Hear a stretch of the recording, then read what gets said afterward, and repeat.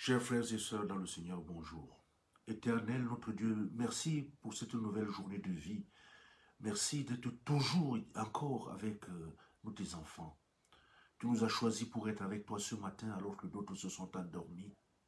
Viens donc nous parler pour nous montrer le chemin. Amen.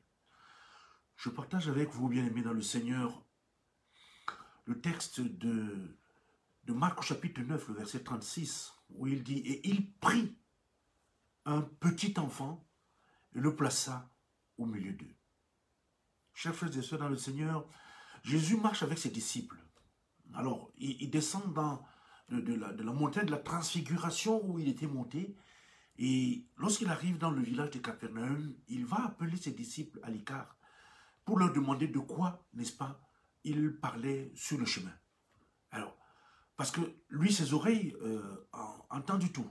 Il sait ce que les disciples se disaient entre eux. Il sait même ce qu'ils pensent. Mais ils ont gardé le silence.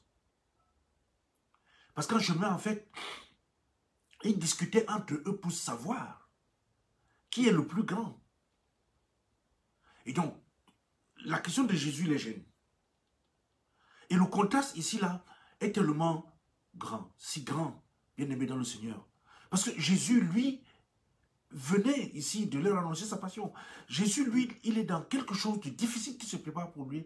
Et pendant ce temps, ses disciples, la seule chose qui les intéresse, la seule chose qui soit importante pour eux, c'est de discuter des places. Encore, cette histoire de places. Eux, ils se battent pour savoir qui est le plus grand, qui a plus d'intérêt, plus d'importance aux yeux des autres.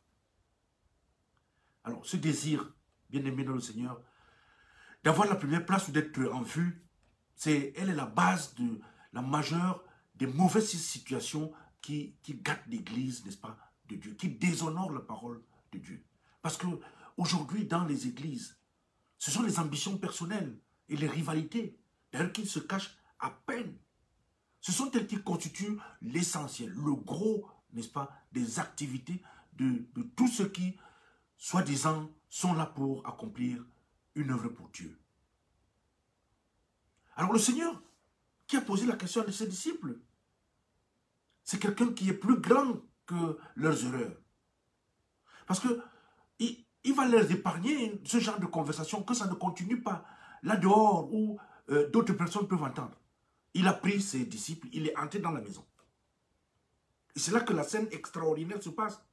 Et c'est là, quand il les fait entrer, il prend un petit enfant qu'il place au milieu d'eux.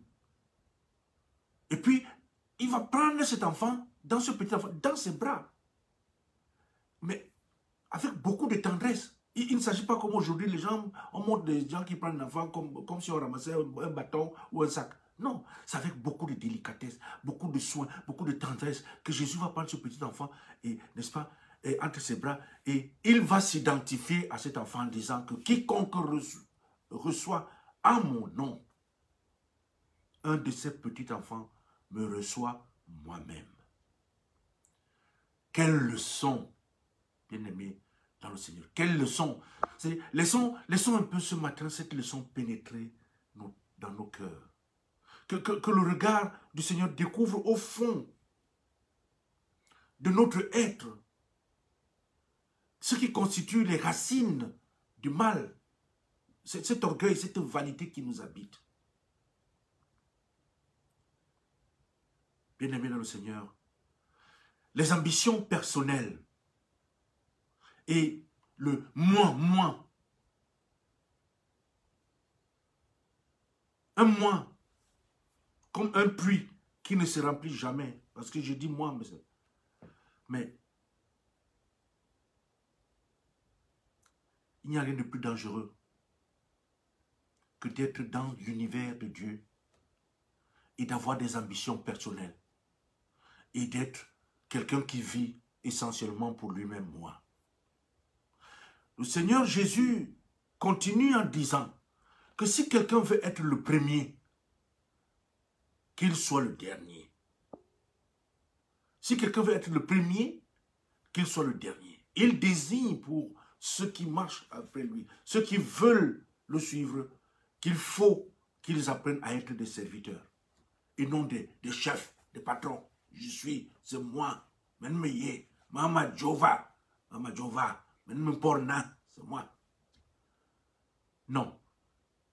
Quand nous acceptons, et ici, le texte nous parle d'un petit enfant. On aurait pu dire un enfant, on comprendrait un enfant, c'est un enfant. Mais il y a une sorte de petitesse, c'est-à-dire que nous soyons plus petits, que ce qui est plus petit, qui finalement est le plus important. Nos ambitions et nos désirs propres, n'est-ce pas, meurent et perdent toute importance. Lorsque nous redevenons comme des petits enfants, parce que nous ne voyons plus que celui qui nous porte.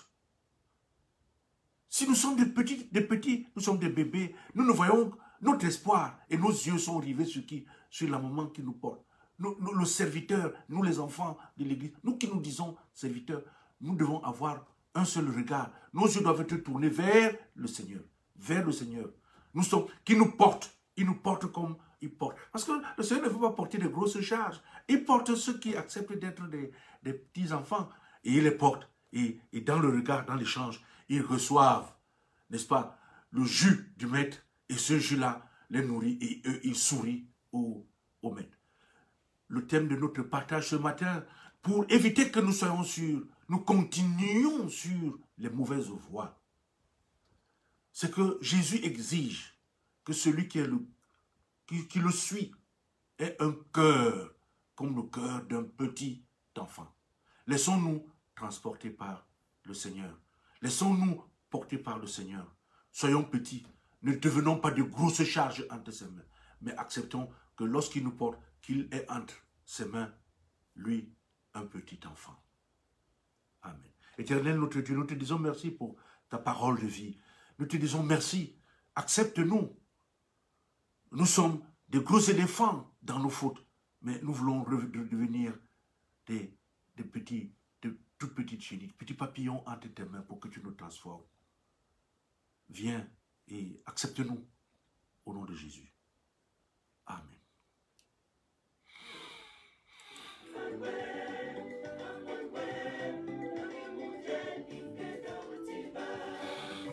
Merci, chers frères et sœurs, pour ce moment de partage. La chanson est de Dave qui interpelle, n'est-ce pas,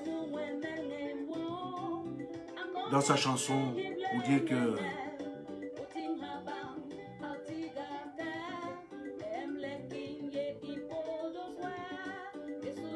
le Seigneur qui s'adresse à nous, hein, parce que nous voulons qu'il soit notre maître, qui nous aide à ne pas continuer sur, n'est-ce pas, sur le chemin qui nous amène à la perdition, à la destruction. Je vous souhaite une agréable journée et que le Seigneur nous permette de nous retrouver demain matin.